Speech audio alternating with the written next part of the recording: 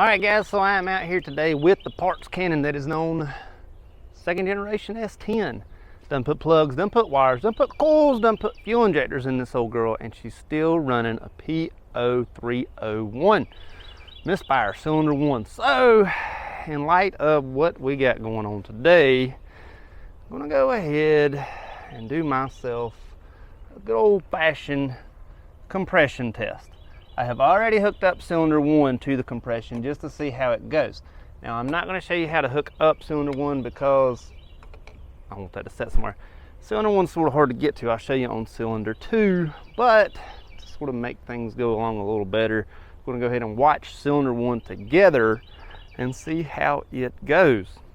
In order to get the compression tester in there, you got to pull the plugs. I've already done a video on how to pull the plugs and change the plugs, so there's no use in redoing that. If you want to check that out, should be somewhere around in there on the plugs and the wires. In any case, or just plugs, I didn't do the wires on that video. But in any case, let's go ahead and check out what cylinder 1 compression is. All right, so here we are in the truck.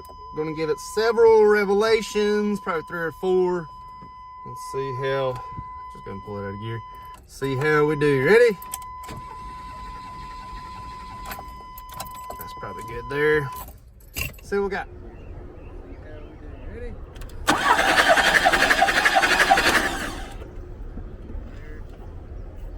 All right, so legitimately not bad. 150-ish is what it's reading right there. Not bad. I'm actually kind of glad that the compression was there. So I've got another issue with cylinder 1. Other than the lack of compression, which is good. But we're going to check the rest of them, and I'm also going to sort of go through this device here, and we'll do a time lapse of the other 3 cylinders. All right, so before I started this test, I went on ahead and removed all 4 plugs. I am not removing the throttle body, nor am I opening the throttle body. Everything is going to be sort of as it is, just with the plugs and the wires removed. Other than that, I'm not doing anything else. I am going to just go ahead and hook the compression test tool up to each cylinder head, as you are about to see. So let's go ahead and take a look at the tool. So this thing really is super simple. This goes into the block, at least on this one. This is the adapter that goes into the block of this S10. You screw the hose into the adapter here that goes into this S10. And then once you get these two together, what I like to do is put them together in the block as a whole, as 2 pieces. And then this sort of connects to the back, or the top, or however you want to say it, sort of like an air hose. It's actually pretty straightforward as far as hooking up. Let me get this adapter hooked to this, and then I'll show you my best on how we get into cylinder 2, which is right underneath that blue zip tie.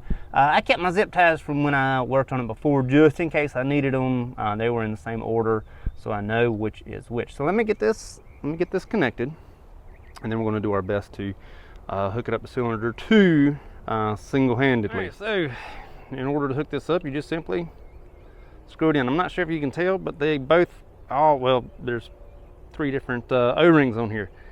So that, sort of keeps leaks from happening. Just go ahead and sort of bolt it up like that, tighten it down, and then you're ready to put it in the block. All right, so if you can see way down there, there's cylinder 2. Let me get this lined up single-handedly. There we go. I'm going to spin it sort of gently until I feel it sort of go in. I feel like I may need both hands on this. There it goes. Actually, I got it with just one. There we go. I'm going to tighten it down.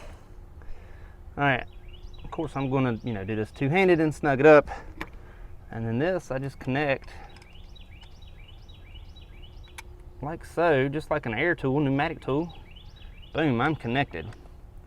Now what I'm going to do is I'm going to spin this over. We're going to time lapse cylinder 2 through 4, and then we're going to take a look at our results. So let's go ahead and do that.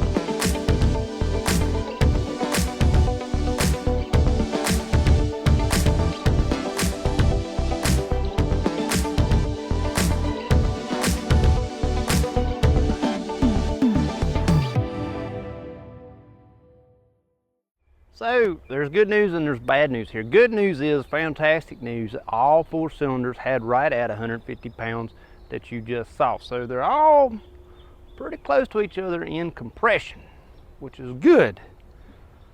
Now, I gotta figure out what in the world's going on with this old parts cannon of a truck here for me to not have stinking proper fire on cylinder 1. Why in the world do I got bad fire on cylinder 1?